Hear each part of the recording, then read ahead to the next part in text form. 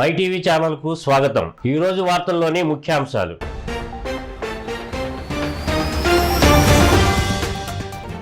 విజయవాడలో సిఈసి అధికారులతో భేటీ అయిన చంద్రబాబు, పవన్ కళ్యాణ్ ఏపీలో ప్రస్తుత పరిస్థితులు, పలు అంశాలను వివరించినట్లు వెల్లడి.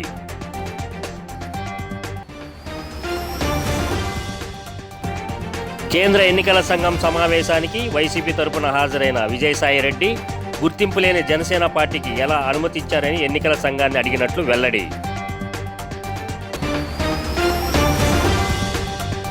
దేశంలో కాంగ్రెస్ పార్టీకి ప్రజాదరణ పెరుగుతోందన్న ఏపీ అధ్యక్షుడు గిడుగు రుద్రరాజు ఈ నెల 14న రాహుల్ గాంధీ చేపట్టే భారత్ జోడో న్యాయ యాత్ర మణిపూర్లో ప్రారంభమవుతుందన్న పీసీసీ నేత.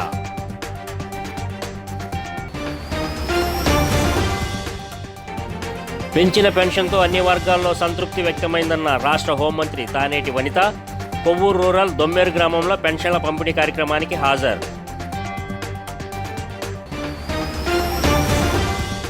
కేంద్ర ఎన్నికల సంఘం విజయవాడలో నిర్వహించిన సమావేశానికి టీడీపీ అధినేత చంద్రబాబు, జనసేన పార్టీ చీఫ్ పవన్ కళ్యాణ్ హాజరయ్యారు.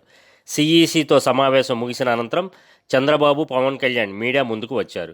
చంద్రబాబు మాట్లాడుతూ ఎన్నికల సంఘాన్ని కలిసి అన్ని విషయాలను వారికి స్పష్టంగా వివరించామని వెల్లడించారు. తన సుదీర్ఘ రాజకీయ జీవితంలో ఎప్పుడూ చూడని పరిస్థితులు ప్రస్తుతం నెలకొని ఉన్నాయని అన్నారు.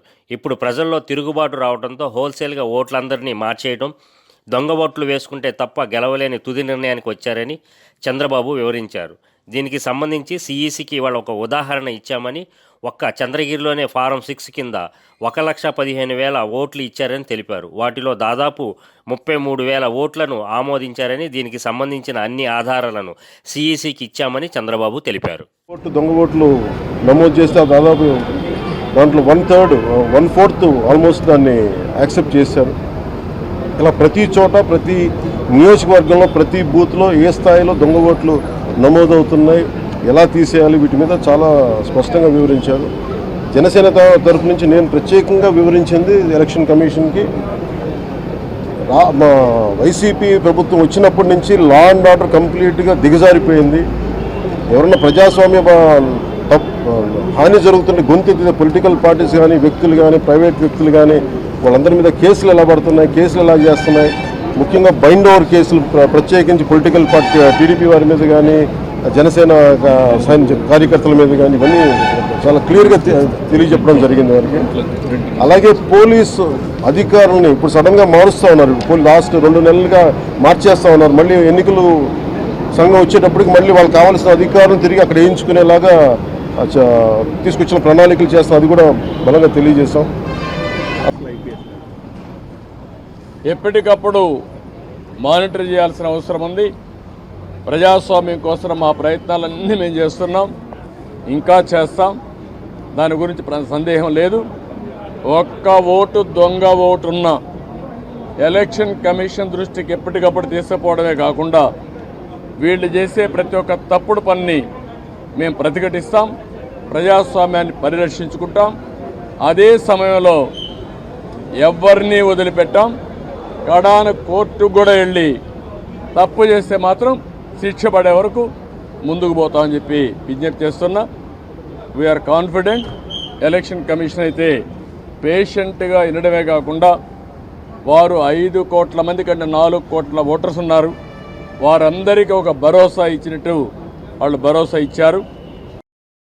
కేంద్ర ఎన్నికల సంఘం విజయవాడలో నిర్వహించిన సమావేశానికి వైసీపీ తరపున ఆ పార్టీ రాజ్యసభ సభ్యుడు విజయసాయిరెడ్డి హాజరయ్యారు. సిఈసితో సమావేశం అనంతరం ఆయన మీడియాతో మాట్లాడారు. గుర్తింపు లేని జనసేన పార్టీకి ఎలా అనుమతి ఇచ్చారన్న విషయాన్ని సిఈసి దృష్టికి తీసుకువెళ్లామని విజయసాయిరెడ్డి తెలిపారు. జనసేనను ఇప్పటి వరకు బీజేపీ భాగస్వామ్య పార్టీగా పరిగణిస్తూ వచ్చారని, ఎన్నికల సంఘానికి ఇచ్చిన అభ్యర్థనలో జనసేన పార్టీని టీడీపీ భాగస్వామ్య పార్టీ అని పేర్కొన్నారని, నిజంగా ఆలోచిస్తే జనసేన పార్టీ ఇవాళ బీజేపీ భాగస్వామ్య పక్షమా లేక టీడీపీ భాగస్వామ్య పక్షమా, ఆ పార్టీకి ఎలా అనుమతి ఇచ్చారన్న అంశాన్ని సిఈసికి నివేదించామన్నారు. ఇలా అనుమతించడం సమంజసమేనా అన్న విషయాన్ని సిఈసి ఎదుట ప్రస్తావించామని అన్నారు. సురేష్ ఇచ్చినటువంటి తెలుగుదేశం పార్టీ ఇచ్చినటువంటి కంప్లైంట్ ప్రకారం 40,358 బోగస్ ఓటర్స్ ఉండారని కంప్లైంట్ ఇవ్వడం జరిగింది. దాంట్లో ఈఆర్ఓస్ ఎంక్వైరీ చేసినప్పుడు 25,097 మంది జెన్యూన్ ఓటర్స్ అని తేలింది. అంటే ఇంచుమించుగా 62% ఓటర్సు జెన్యూన్ గా ఉన్నారు, అక్కడే నివసిస్తా ఉన్నారు, వాళ్ళు ఎలిజిబుల్ అన్నటువంటి విషయాన్ని నివేదించడం, ఎలక్షన్ కమిషన్కి నివేదించడం జరిగింది. ఇక విశాఖపట్నం జిల్లాలో తెలుగుదేశం పార్టీ ఇచ్చినటువంటి కంప్లైంట్ ప్రకారం 38,872 ఓట్లు బోగస్ ఓటర్స్ అని కంప్లైంట్ ఇచ్చారు. దాంట్లో ఆ 32,000కి సంబంధించి 26,123 ఓట్లు జెన్యూన్ ఓట్లుగా తేల్చారు.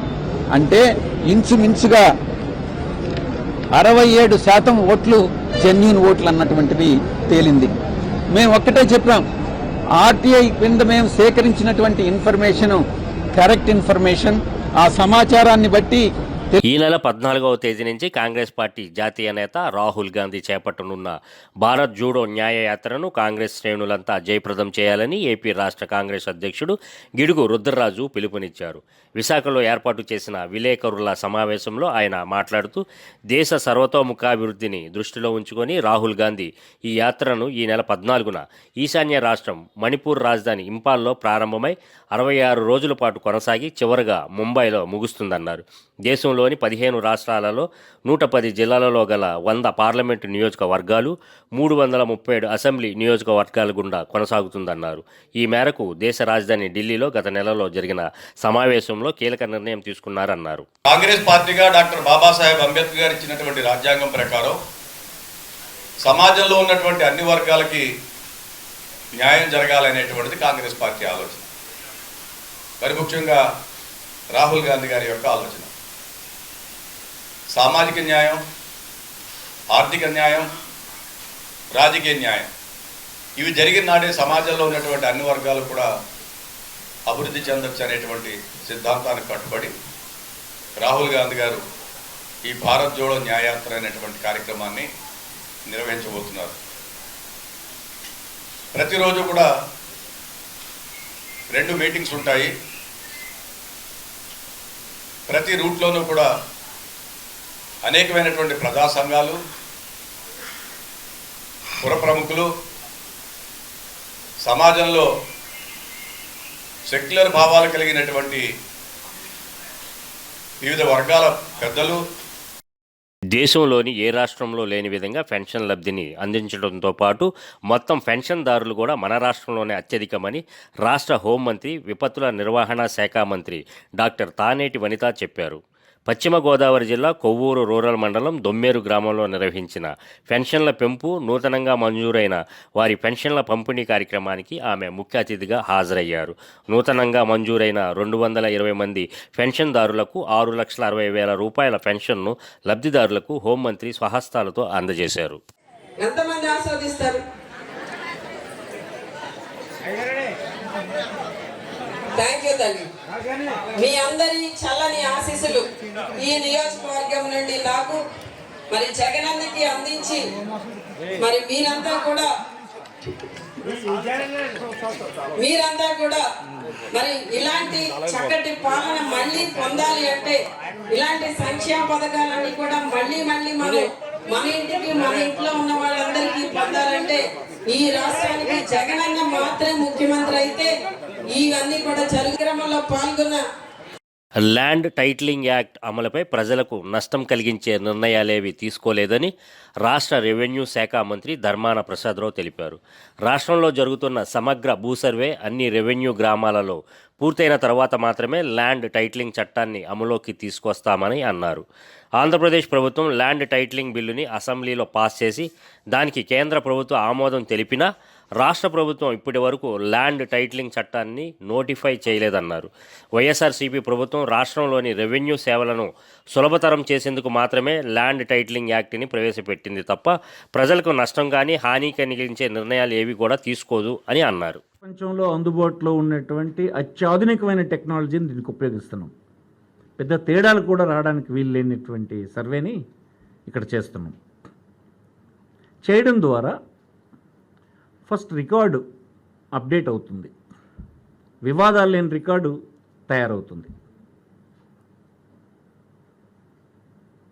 ఇది ఆంధ్రప్రదేశ్లో గడిచిన 100 సంవత్సరాల క్రితం చేసినటువంటి బ్రిటిషర్స్ ఉన్నప్పటి నుంచి సర్వే తర్వాత మనం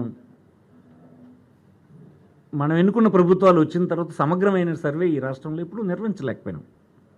ఇప్పుడు జరుగుతుంది. భారతదేశంలో ఇతర రాష్ట్రాలు కూడా చాలా రాష్ట్రాలు వచ్చి ఈ రాష్ట్రంలో జరుగుతున్న సర్వేని చూసి వారందరూ కూడా అనుసరించేటువంటి స్థితిలో ఈనాడు వారందరూ మన గైడెన్స్ని కూడా కొంతమంది తీసుకుంటున్నారు. మనం ఉపయోగించిన టెక్నాలజీ కానీ మనం అనుసరించిన పద్ధతిని కానీ వాళ్ళు ఉపయోగించుకుంటున్నారు.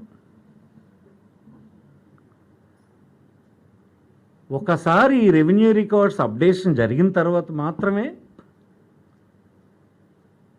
ఈ చట్టాన్ని అమలు చేయడానికి ప్రారంభిస్తాం.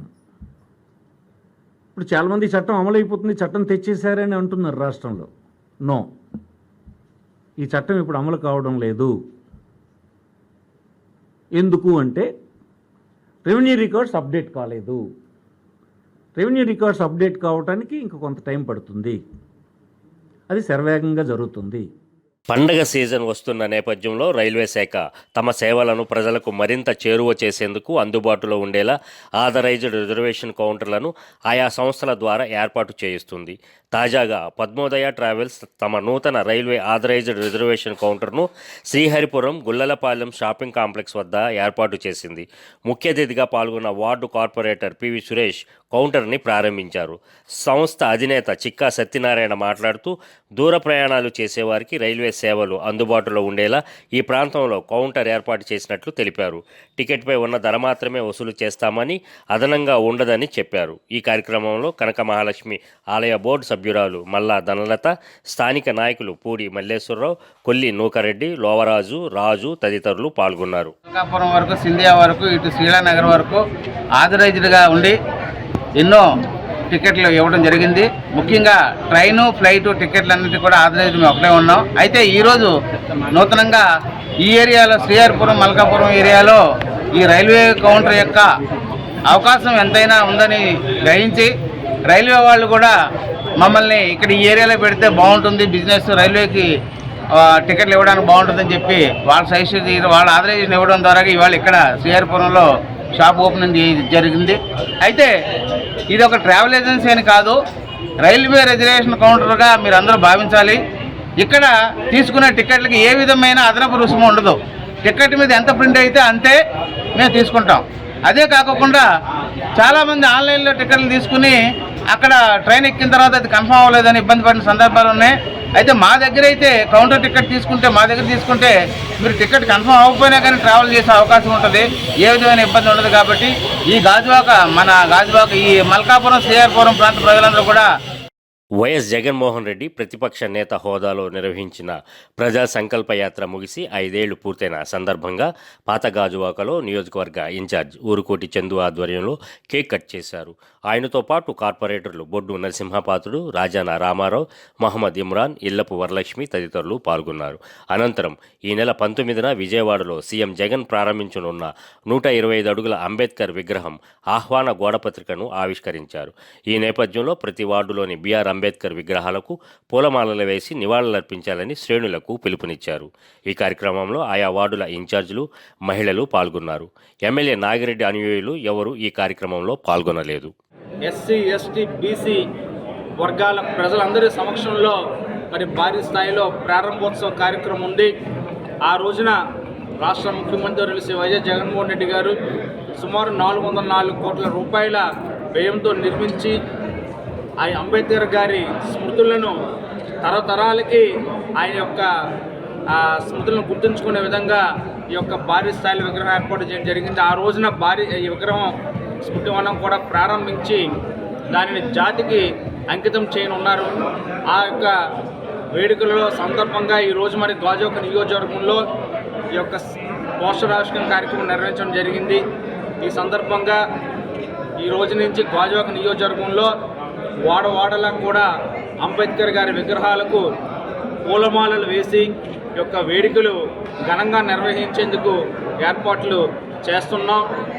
అలాగే బీసీ, ఎస్టీ, ఎస్సీ మైనారిటీ వర్గాలకు సంక్షేమ పాలన అందిస్తూ అంబేద్కర్ గారి ఆశయ సాధన కోసం ఆయన యొక్క సందేశాన్ని పుణికిపుచ్చుకొని వైఎస్ జగన్మోహన్ రెడ్డి గారు చేస్తున్న సంక్షేమ పాలనకు కేంద్ర ఎన్నికల చీఫ్ రాజీవ్ కుమార్ని ప్రజాశాంతి పార్టీ అధ్యక్షులు కేఏ పాల్ కలిశారు. ఆంధ్రప్రదేశ్ ఎన్నికలు చివరి దశలో పెట్టాలని కోరానని చెప్పారు. ఎన్నికల రోజే రిజల్ట్ కూడా ప్రకటించాలని సీఈసీని కోరినట్లు తెలిపారు.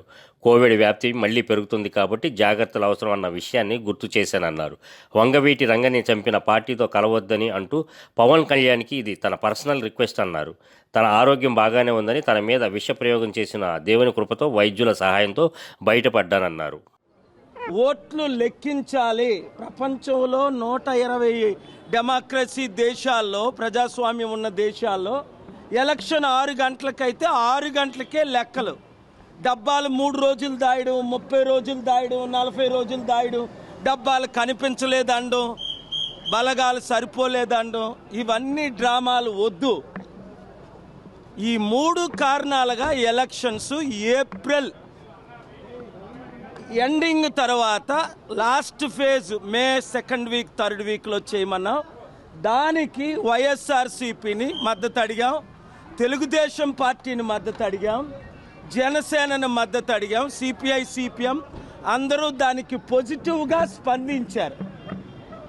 ఎలక్షన్స్ అన్నిటికంటే ఇంపార్టెంట్. ఓటర్లారా నమోదు చేసుకోండి. ఈ అవినీతి ఓటర్ల లిస్టు తీసేయమని కూడా రిక్వెస్ట్ చేయడం జరిగింది. మరలా నాది ఎక్స్క్లూజివ్ మీటింగ్ ఈరోజు రేపు చీఫ్ ఎలక్షన్ కమిషనర్ గారితో ఉన్న తర్వాత నేను మీకు అప్డేట్ చేస్తాను. కాపులారా బయటకు వచ్చేసేయండి. సీఎం జగన్ను కలిసేందుకు తాడేపల్లి వచ్చిన ప్రజాశాంతి పార్టీ వ్యవస్థాపకుడు కేఏ పాల్ను క్యాంపు కార్యాలయం గేటు వద్ద పోలీసులు అడ్డుకున్నారు.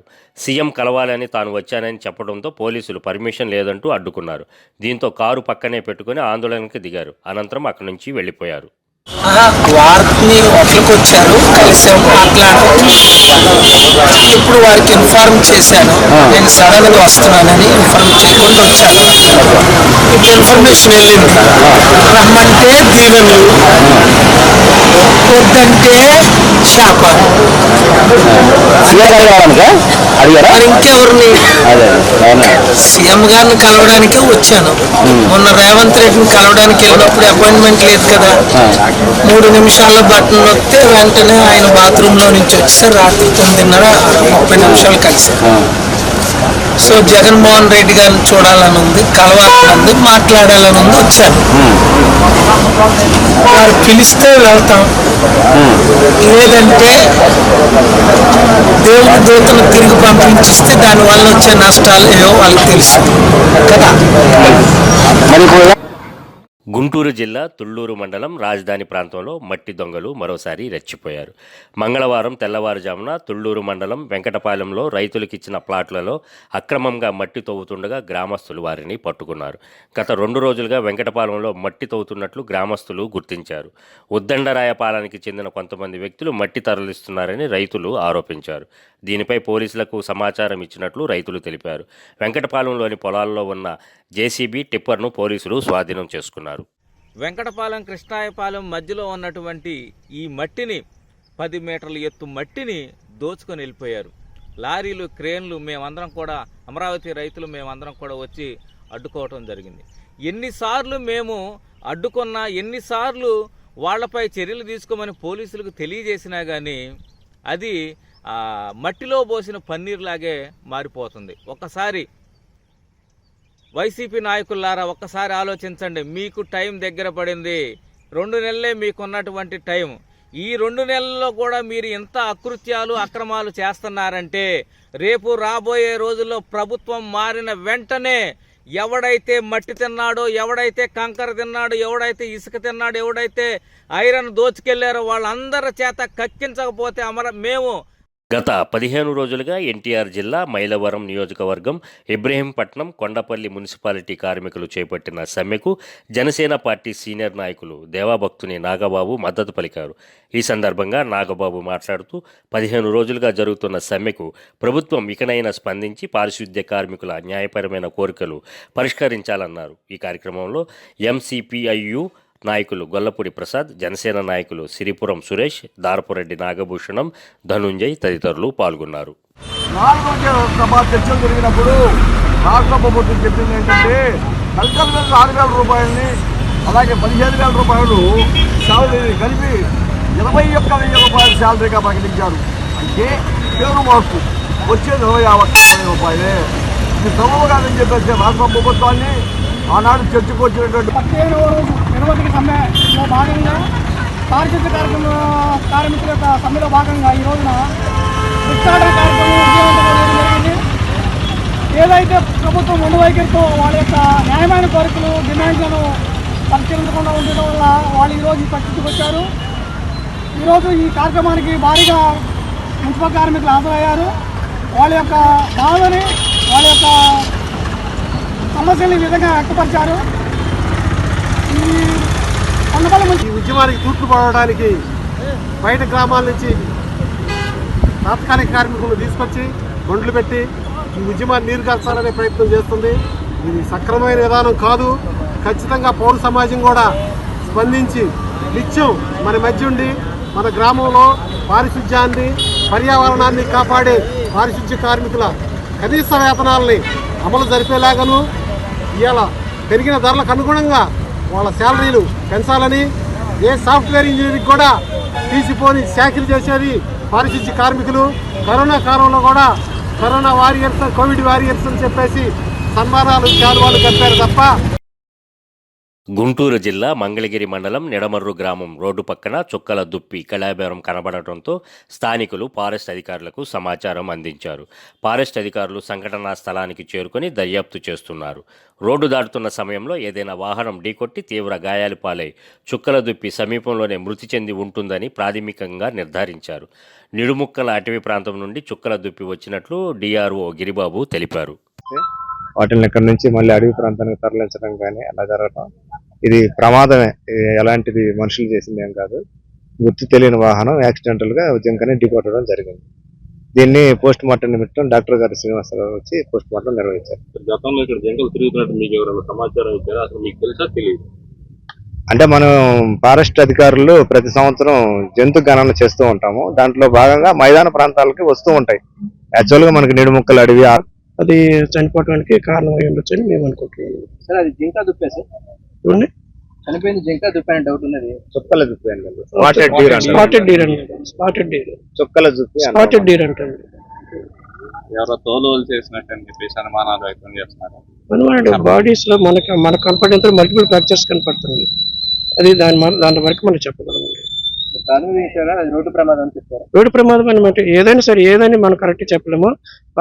పశ్చిమ గోదావరి జిల్లా గోపాలపురం నియోజకవర్గ పరిధి దేవరాపల్లి గ్రామంలో ప్రజా సంకల్ప యాత్ర 5 సంవత్సరాలు పూర్తి చేసుకున్న సందర్భంగా బస్టాండ్ సెంటర్ వద్ద వైఎస్ఆర్ విగ్రహానికి పూలమాలలు వేసి నివాళులు అర్పించారు. అనంతరం కేక్ కట్ చేశారు. గోపాలపురం శాసనసభ్యులు తలారి వెంకట్రావు ముఖ్య అతిథిగా పాల్గొని మాట్లాడుతూ సంక్షేమ పథకాలు అమలు చేసిన సీఎం జగన్ ప్రజల హృదయాలలో నిలిచారని అన్నారు. దాదాపు బడుగు బలహీన వర్గాలు అంటే ఎండనక వాననక వేడనక అన్నిటితో ఆటుపోటు తట్టుకుంటూ సుమారుగా పాదయాత్ర చేయడం జరిగింది. ఆ పాదయాత్ర ఈరోజు జనవరి 9వ తారీఖుకి 5 సంవత్సరాలు నిండింది.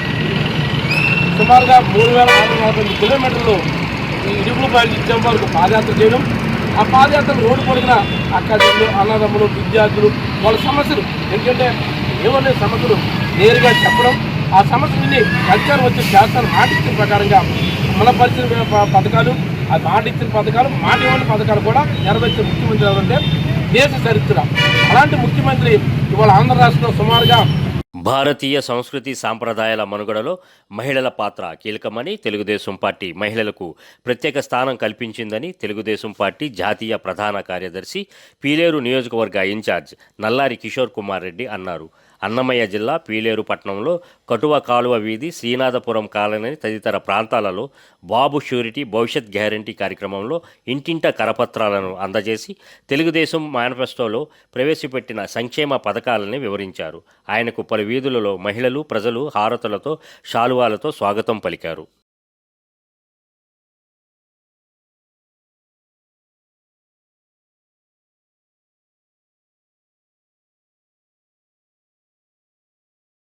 సంక్రాంతి పండగ సందర్భంగా కోనసీమ జిల్లా కొత్తపేటలో జరిగే ప్రబల ఉత్సవాల నిర్వహణకై పీస్ కమిటీ సమావేశాన్ని కొత్తపేట ఆర్డీఓ కార్యాలయంలో నిర్వహించారు.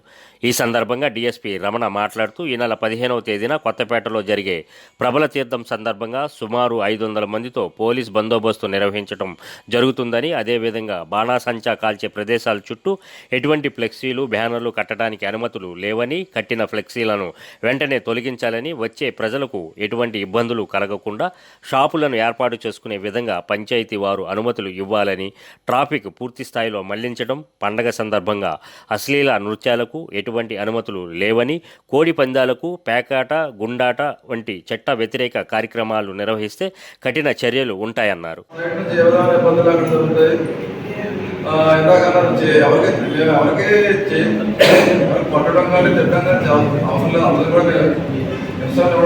బట్ వాళ్ళు పూర్తిగా మా కంట్రోల్ నుంచి తప్పతే మాత్రం అప్పుడే మేము ఏదైనా చేయాల్సి ఉంటుంది. అప్పుడు లేదంటే అవి కంట్రోల్ అవ్వదు. అలాగే ట్రాఫిక్ డైవర్షన్ కూడా మీకు పెడతాము. మనం కోడిపాలెం నుంచి ప్లస్ ఈ ఆర్టీసీ బస్సులు కానీ లేదంటే అదర్ ట్రాఫిక్ కానీ ఏ ఇబ్బంది లేకుండా మనకి ఎనీ అశ్లీలత కానీ ఉపేక్షించే అవకాశం లేదు. తర్వాత అక్కడ కూడా గొడవ జరుగుతుంది. మేము స్పెషల్ ఫోర్స్ కూడా పెడతాము. మీరు ఏదైనా ఫోన్ చేస్తే ఇమీడియట్గా ఫోర్స్ వచ్చేటట్టు నైట్ అయినా సరే ఏర్పాటు చేయడం జరిగింది. మాకు ఎందుకంటే మీరు అన్నట్టు ఇది మార్నింగ్ నుంచి బందోబస్తు చేసుకుని తెల్లారుల తర్వాత మళ్ళీ తెల్లవారు మళ్ళీ 6 గంటలకి మళ్ళీ జగన్తోట వెళ్ళిపోతారు. ఇదే కోర్సు మళ్ళీ అక్కడికి వెళ్ళిపోతాం బందోబస్తు. అందువల్ల కొంచెం మనకి వేరే కోర్సు వచ్చే అవకాశం లేదు. ప్రస్తుతం అందులో మనకు జిల్లా విడిపోయింది కాబట్టి మనకు లిమిటెడ్ కోర్సు ఉంటుంది. ఇంతకుముందు అయితే ఇదంతా ఈస్ట్ గోదావరి జిల్లా చాలా కోర్సు ఉండేది. అందువల్ల మనకు కొంచెం ఈ లిమిటెడ్ కోర్సులో మనం చేసుకుంటున్నది. ముఖ్యంగా కమిటీ మెంబర్లు కానీ వాలంటీర్స్ కానీ వీరంతా కూడా జగనన్న ప్రజా సంకల్ప యాత్ర ముగిసి నేటికి 5 సంవత్సరాలు పూర్తయిన సందర్భంగా ఏలూరులో మాజీ మంత్రి ఆళ్ల నాని చేతుల మీదుగా కేక్ కట్ చేశారు. తన పాదయాత్రలో ప్రజల సమస్యలను తెలుసుకొని పాదయాత్ర చేసిన నాటి నుండి నేటి వరకు జగన్మోహన్ రెడ్డి ఎన్నో అభివృద్ధి కార్యక్రమాలను చేపట్టారన్నారు. ఈ కార్యక్రమంలో Eluru urban development authority chairman Boddani Srinivas, Eluru నగర mayor Noorjahan, Pedababu, Sangeetha Sahitya academy chairperson Pillangolla Srilakshmi, deputy మేయర్లు గుడిదేశి శ్రీనివాస్ తదితరులు పాల్గొన్నారు. అదేవిధంగా ప్రజల ఆశలను వమ్ము చేస్తూ, ప్రజల జీవితాలతో చెలగాటమాడుతూ, ప్రజాధనాన్ని దోపిడీ చేయటమే లక్ష్యంగా ధ్యేయంగా ఎక్కడ రాష్ట్ర అభివృద్ధిని కానీ ఎక్కడ ప్రజా సమస్యల పరిష్కారానికి కానీ కూడా కృషి చేయకుండా, అసలు ఆలోచన చేయకుండా ఏ విధంగా రాష్ట్రాన్ని అస్తవ్యస్తం చేశాడో ఆయన విధానాలతో ఆర్థిక వ్యవస్థ కూడా ఎంతగా దిగజారిపోయిందని మనమందరం కూడా చూసాం. అటువంటి సమయంలోనే మన ప్రీతమ నాయకుడు జగన్మోహన్ రెడ్డి గారు చేసినటువంటి ఆ ప్రజా సంకల్ప యాత్ర ఈ రాష్ట్ర ప్రజలందరికీ కూడా ఒక ఆశాకిరణంలా, ప్రజలందరికీ కూడా గతంలో ఆయన చేసినటువంటి పాదయాత్ర చేసినటువంటి తీరు చూస్తే మళ్ళీ ఆ దివంగత మహానేత రాజశేఖర రెడ్డి గారు చేసినటువంటి ఆ పాదయాత్ర ప్రజాప్రస్థానం పాదయాత్రను తలపించేలా మరపించేలా మన గౌరవ ముఖ్యమంత్రి జగన్మోహన్ రెడ్డి గారికి. విశాఖ నగరం కంచెరపాలెం సమీపం దుర్గానగర్ బీవీకే హై స్కూలులో సంక్రాంతి సంబరాలు అంబరాన్నంటాయి. రంగవల్లులు, గాలిపటాలు, భోగి మంటలతో పండగ వాతావరణాన్ని కలిగించారు. జేవి సూర్యనారాయణమూర్తి అధ్యక్షతన జరిగిన కార్యక్రమంలో సంక్రాంతి పండగ వైశిష్ట్యాన్ని, ప్రాముఖ్యతను, చిన్నతనంలో అతని స్వగ్రామ పల్లెటూరు జీవన శైలిని తెలిపి అందరికీ సంక్రాంతి శుభాకాంక్షలు తెలియజేశారు. కరస్పాండెంట్ బీజేఎం రవికుమార్ మాట్లాడుతూ పండగ ఎందుకు జరుపుకుంటామో తెలియజేశారు. సమితి శైక్షానిక్ ప్రముఖ్ బి నారాయణరావు మాట్లాడుతూ ఉత్తరాయణం, దక్షిణాయనం గురించి తెలియజేశారు. ప్రిన్సిపాల్ మహాలక్ష్మి వాడ్రేవు మాట్లాడుతూ భోగిపళ్ళు, గొబ్బెమ్మలు, రంగవల్లులు విశిష్టత తెలియజేశారు. పెద్దలు, తల్లిదండ్రులు, పిల్లలు అందరూ ఆనందంగా ఈ కార్యక్రమంలో పాల్గొన్నారు.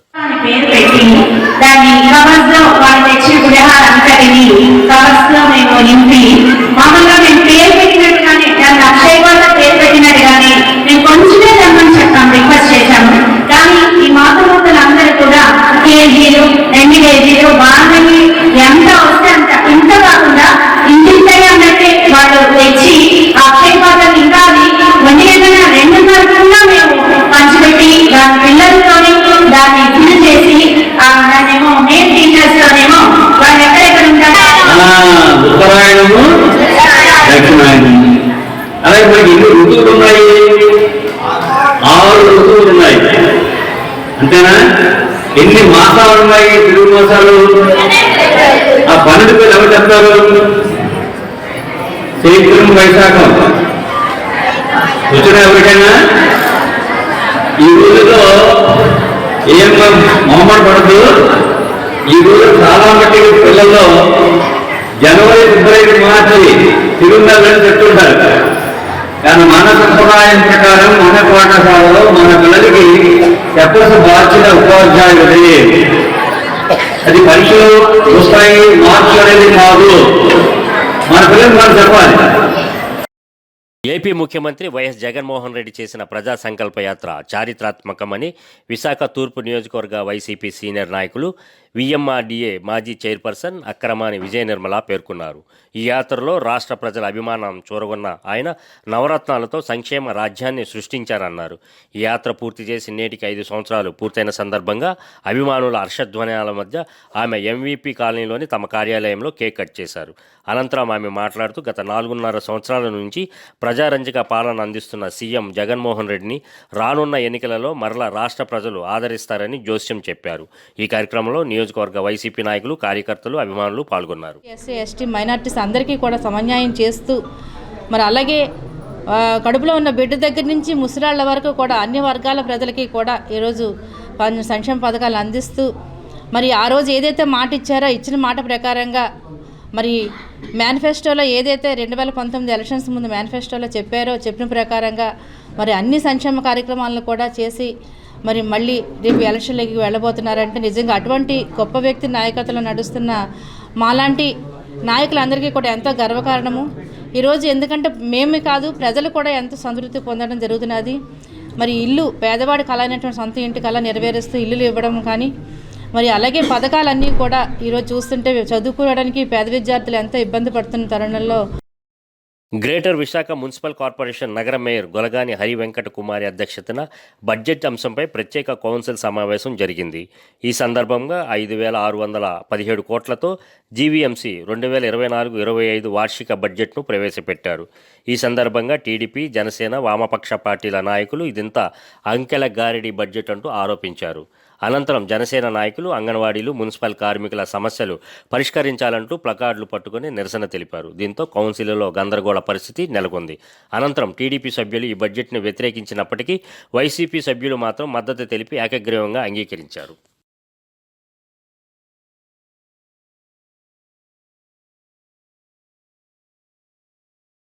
విశాఖలో జరిగిన యోగాసనాలకు బుక్ ఆఫ్ వరల్డ్ రికార్డులో స్థానం దక్కింది.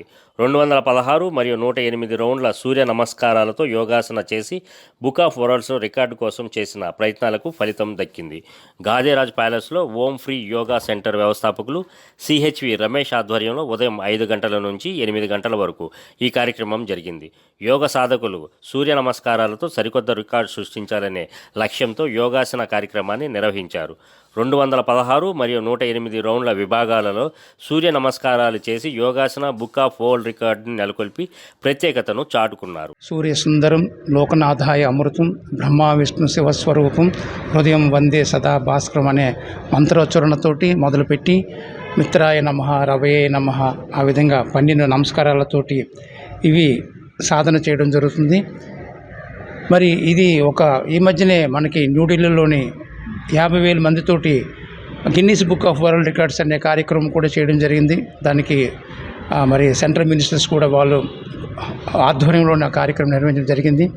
ఇది yogasana book of World Records అనే ఒక గుర్తింపుగా ఈ కార్యక్రమం నిర్వహించడం జరుగుతుంది. హోమ్ యోగా సెంటర్ వారి బిల్కిస్ బాను అత్యాచార కేసులో సుప్రీంకోర్టు ఇచ్చిన తీర్పును ఆహ్వానిస్తున్నామని మహిళా చేతన విశాఖ జిల్లా ప్రధాన కార్యదర్శి కత్తి పద్మ అన్నారు.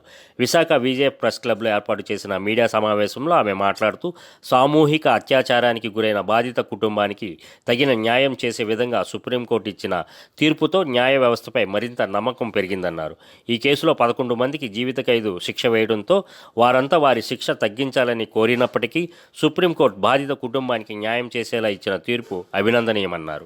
గుజరాత్కు సంబంధించిన కేసు మహారాష్ట్ర హైకోర్టులో ఎందుకు జరపాల్సి వచ్చిందంటే బాధితురాలికి గుజరాత్ కోర్టుల పట్ల విశ్వాసం లేదు. అక్కడైతే కనుక తనకి న్యాయం జరగదు, గుజరాత్ ప్రభుత్వం తనకు వ్యతిరేకంగా ఉంది, ముస్లిమ్స్కి వ్యతిరేకంగా ఉంది అనే అభిప్రాయంతో ఆమె కోర్టు వేరే రాష్ట్రంలో పెట్టాలని చెప్పి ఆమె కోరటం, ఆమె తరపున కౌన్సిల్ కూడా లీగల్ కౌన్సిల్ కూడా కోరడంతో ఈ కేసు విచారణ ముంబై హైకోర్టులో, Mumbai sessions court and Mumbai హైకోర్టులో జరిగింది. 2 కోర్టులు కూడా నిందితుల్ని నేరస్తులుగా నిర్ధారించి శిక్షలు వేసిన తర్వాత కొంతకాలం జరిగిన దగ్గర నుంచి ముద్దాయిలు ఎలా బయటకు వచ్చేయాలా అనేది, అంతేకాక గుజరాత్ ప్రభుత్వం వీళ్ళు ఎలా బయటకు తెచ్చేయాలా అనే దాంతో ఉన్నది.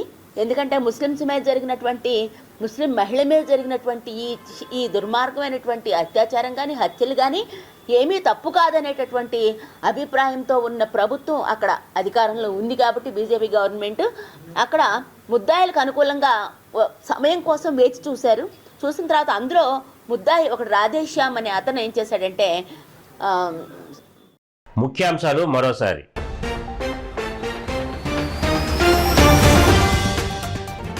విజయవాడలో సిఈసి అధికారులతో భేటీ అయిన చంద్రబాబు, పవన్ కళ్యాణ్ ఏపీలో ప్రస్తుత పరిస్థితులు, పలు అంశాలను వివరించినట్లు వెల్లడి.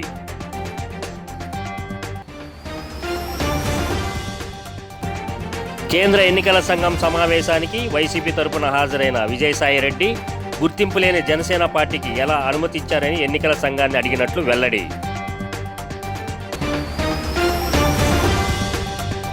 దేశంలో కాంగ్రెస్ పార్టీకి ప్రజాదరణ పెరుగుతోందన్న ఏపీ అధ్యక్షుడు గిడుగు రుద్రరాజు ఈ నెల 14న రాహుల్ గాంధీ చేపట్టే భారత్ జోడో న్యాయ యాత్ర మణిపూర్లో ప్రారంభమవుతుందన్న పీసీసీ నేత.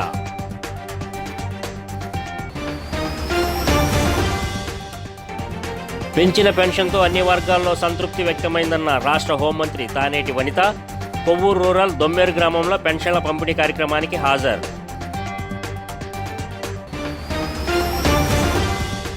ఈ వార్తలు ఇంతటితో సమాప్తం. మరో బులెటిన్లో మరలా కలుద్దాం.